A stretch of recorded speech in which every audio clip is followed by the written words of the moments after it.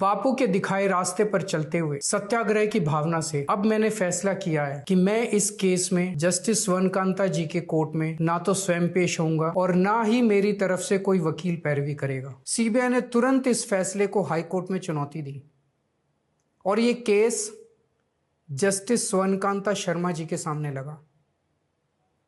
तब मेरे मन में एक बहुत बड़ा सवाल उठा, क्या इनके सामने मुझे न्याय मिलेगा? मेरे मन में यह प्रश्न क्यों आया? इसके कई कारण हैं, पर दो कारण मुख्य हैं।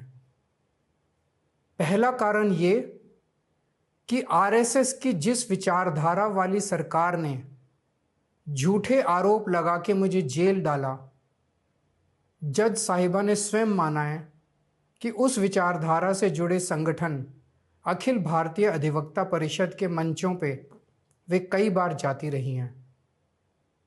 मैं और आम आदमी पार्टी उस विचारधारा के घोर विरोधी हैं। ऐसे में क्या उनके सामने मुझे न्याय मिल सकता है? दूसरा कारण, कन्फ्लिक्ट ऑफ इंटरेस्ट। कोर्ट में मेरे विपक्ष में केंद्र सरकार की सीबीआई है और जस्टिस स्वर्णकांता जी के दोनों बच्चे केंद्र सरकार में काम करते हैं। उनके दोनों बच्चे केंद्र सरकार के वकीलों के पैनल में हैं।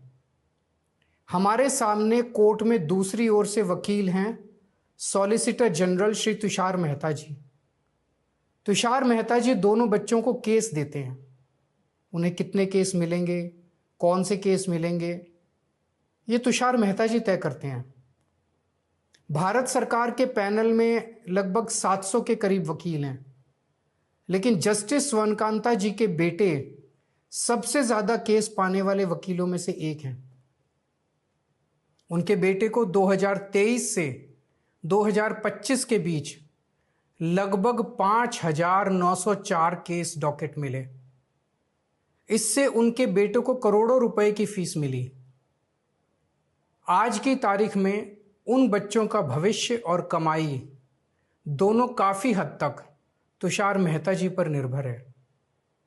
तो किसी के भी मन में यह चिंता स्वाभाविक है कि अगर जज साहिबा के बच्चों की कमाई और उनका भविष्य सामने खड़ा वकील तय कर रहा है, तो क्या जज साहिबा उस वकील के खिलाफ फैसला कर पाएंगी?